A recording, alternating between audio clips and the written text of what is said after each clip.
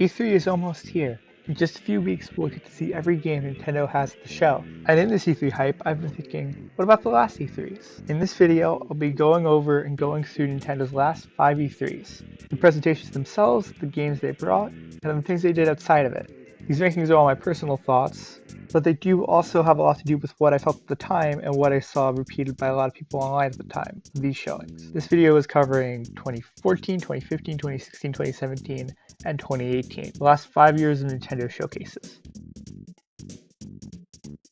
And this might be the best showcase we're going to talk about today. The amount of just quality software in this showcase is ridiculous. There was Smash Wii U, in which we got the reveals of the Mii's and Palutena. There was Bayonetta 2 with a really great trailer.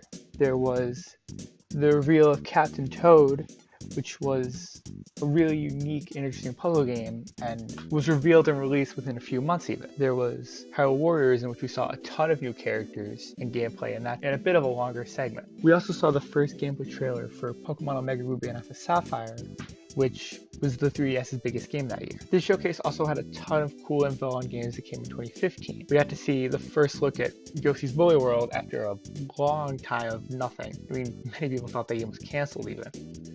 We also got to see the first look at Kirby and the Rainbow Curse, along with the sequel to Canvas Curse on DS. And we got to finally kind of understand what Xenoblade Chronicles X was, and it was much bigger than anyone really expected it to be.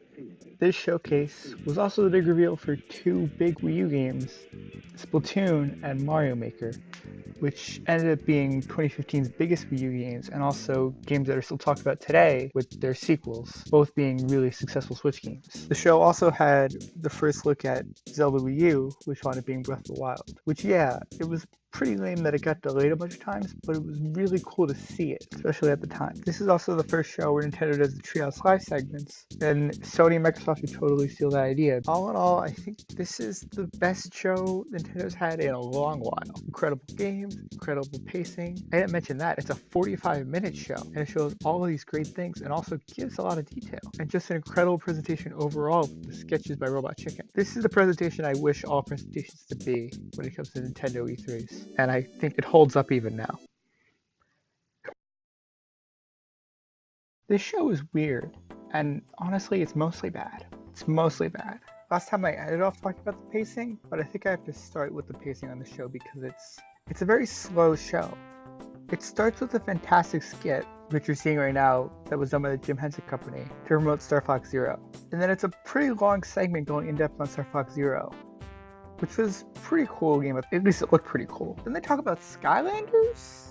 It's cool that there's like a Nintendo crossover, but like 15 minutes into the show already, and it's only 45 minutes, and we've only talked about 2 games really.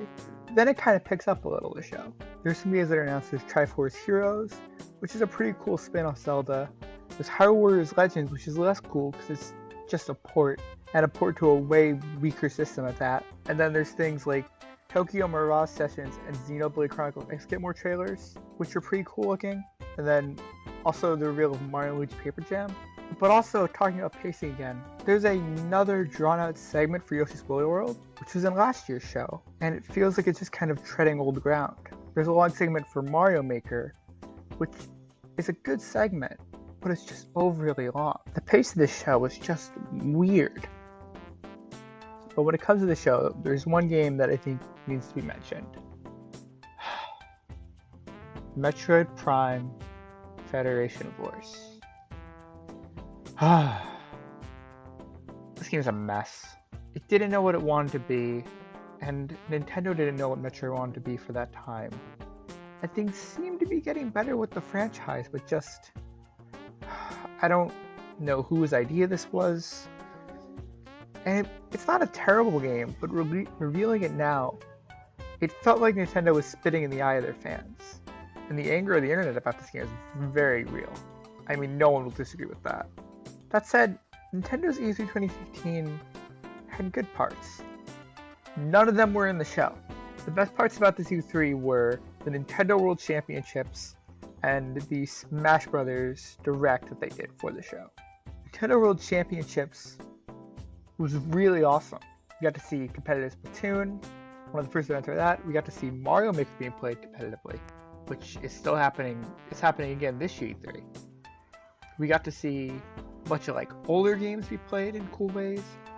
A really cool competition that is something that I hope we get to see again sometime.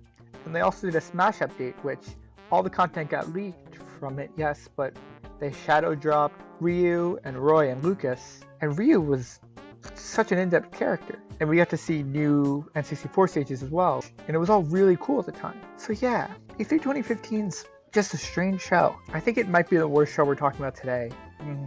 It's one of Nintendo's weakest shows ever, I think. I can't help but feel that announcements like Metroid Prime Federation Force hurt this show more than helped.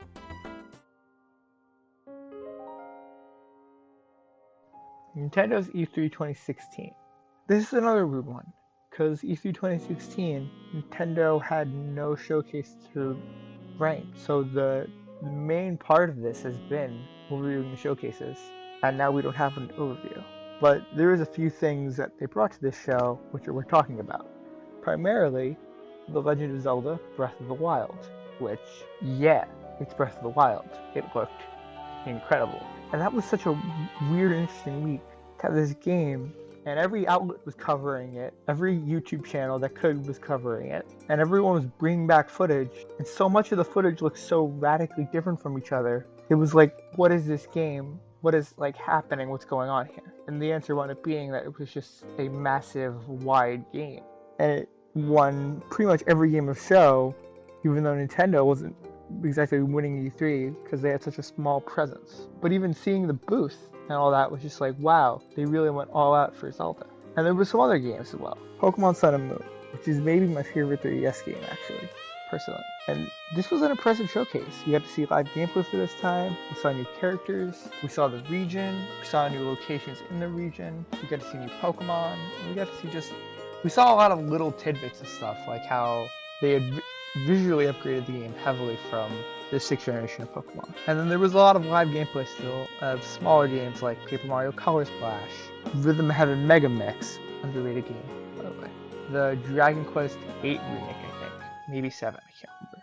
But there were others. And it wasn't a lot, but it was like a neat little show. And this is barely a show. This was like a little thing, a little gift. But it wasn't really a show much. I don't know if I could say it's a good show, but I really liked it, right? And I would say it's better than 2015, nowhere near as good as 2014 in terms of the shows we've seen previously. It's a weird show, but I feel like I'm saying about all of these. E3 2017 is a very good show. It's also a very short show, coming in at 25 minutes. It was Nintendo's first show after the release of the Switch, which you probably know if you're watching this.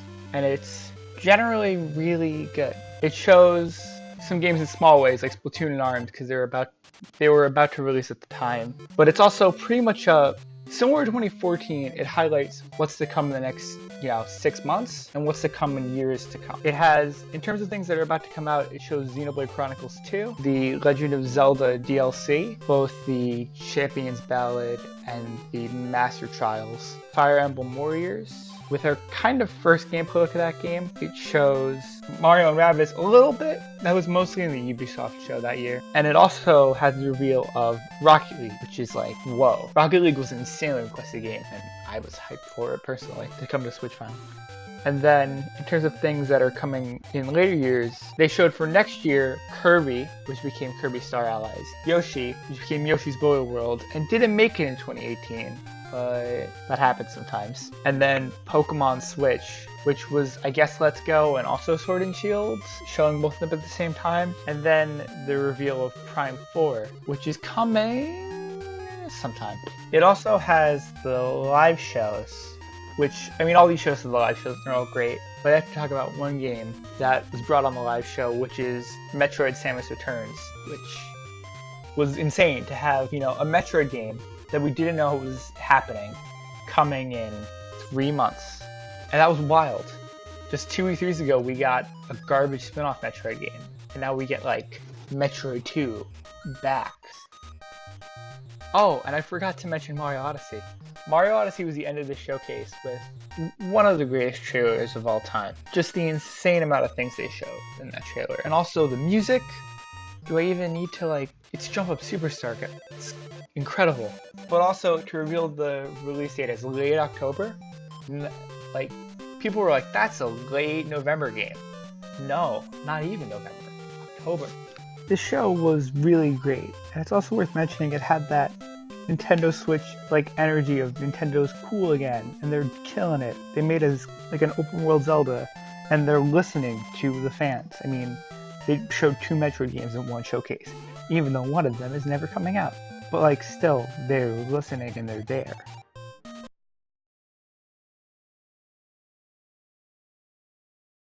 E3 2018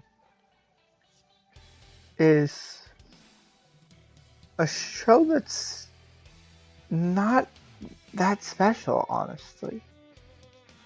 It has some new reveals of games, like Super Mario Party gets its first reveal as a return to form for the series. Daemon X Machina as a new IP, which is pretty cool. Then there's also some details on existing games like Pokemon Let's Get Pikachu and Eevee, Mario Tennis Aces. You get to learn more about Xenoblade Chronicles 2 Torna.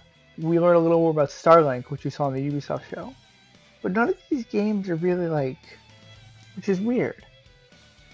It's a show that kind of lacks the wow factor. And it's a pretty overall a good show. That's my general feelings on it. Is that I don't have much to say on it. They do show some highly requested games in the show, like Dragon Ball FighterZ gets revealed, which is pretty cool. Monster Hunter Generations Ultimate is in the show, which is a pretty requested game, especially after the launch of Monster Hunter World. We see Paladins in this show, which is, again, it's picking up a lot of popularity now, especially. This show also has a pretty cool indie focus, actually, which is not something you see in a lot of E3s. Killer Queen Black, a game I'm actually super excited for now. Overcooked 2 being revealed, which is a perfect game for that console. The release, right then and there, of Hollow Knight. It does a lot of shadow drops for games. They did Hollow Knight got shadow dropped, Octo Expansion got shadow dropped, and Fortnite got shadow dropped all in that day or two. Because Octo Expansion was dropped at the Splatoon 2 Championships. And also Mario & Rabbids Kingdom Battle, the DLC for that came out pretty soon after. It's E3 was kind of there is stuff to play on Switch. But it was a lot of smaller stuff, it feels like. I mean, Fortnite's gigantic, obviously. A lot of DLC packs, a lot of indie games, and everything bigger is kind of a bit farther off when it comes to the back half of 2018. And then there's the whole second half of the presentation, which is all Super Smash Bros. Ultimate. And it's weird. For a game that takes 25 minutes of this presentation, I don't know what to say about it. It's a very good game. It's a fantastic game. And the roster is insane. But it's I think it was too much of the show. Because the first half of the show that isn't Smash is only 20 minutes maybe? Not even. And the second half that Smash is 25 minutes. It's maybe you didn't need that much. Maybe you needed 15? Even that's a lot, right? It's just a weird decision. It's why this much on Smash? And I get it, Smash is big. It sold 13 million copies already, but was this what we needed for this show? It feels like a show where I think other announcements may have helped it. And I wonder if part of the reason that we haven't seen that many Nintendo Directs this year is actually because Nintendo's saving announcements for E3 and making E3 a big show of announcements other than a show where it's oh, we already saw Animal Crossing because it was in a March Direct or something. Or, we already saw this game. I wonder if they're trying to save surprises, because it felt honestly, the bigger game announcements of E3 2018 came in that March Direct, where they announced Smash Bros, Splatoon 2 Octo Expansion, and in that September Direct afterwards, where they announced Luigi's Mansion 3 and Animal Crossing. Those were kind of the big game announcements of 2018. They weren't really at E3. So yeah. My commentary may have been all over the place here. There was a lot of little things, not a lot of big things. It was weird. I don't know how to explain it. So yeah, that's it. That's my somewhat truncated, trying to give my feelings and thoughts at the time, and also in retrospect of Nintendo's E3s of the last half decade. And man, weird is the word of the day, but it's weird looking back on these because they're time capsules of their time. From 2014, which was the Wii U's like last stand, to this weird like lull in 2015 and 2016, with this like kind of like, hey, maybe something cool is coming. But then like 2017, where they kind of got their mojo back. 2018, which is like not as good as 2017. And they're also all representative of their years. Because 2014 is, I know people are like the Wii U was garbage. 2014 was an awesome year for the Wii U. It had like all that stuff I named, and also Mario Kart 8, and Donkey Kong Country Tropical Freeze was 2014, the Kirby Triple Deluxe, and Mario Golf World Tour, and Shovel Knight came out. 2014 was a really great year. And then 2015 was like, it felt similar to the E3, where it was like, there's like a weird nothingness to this show. There's not like a lot going on in Nintendo World.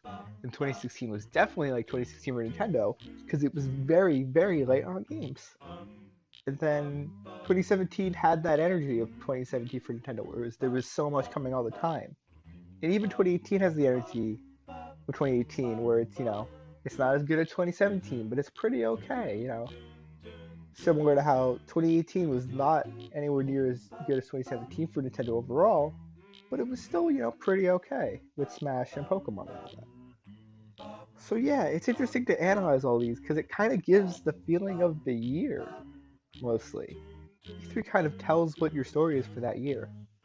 But thanks guys for watching this, and if you liked it, please tell me what I can fix, what I can change. I know the audio quality is a bit all over the place in this one, sorry about that. But I think I did a pretty good job on editing. So thanks. And I'll see you all some other time. Love you.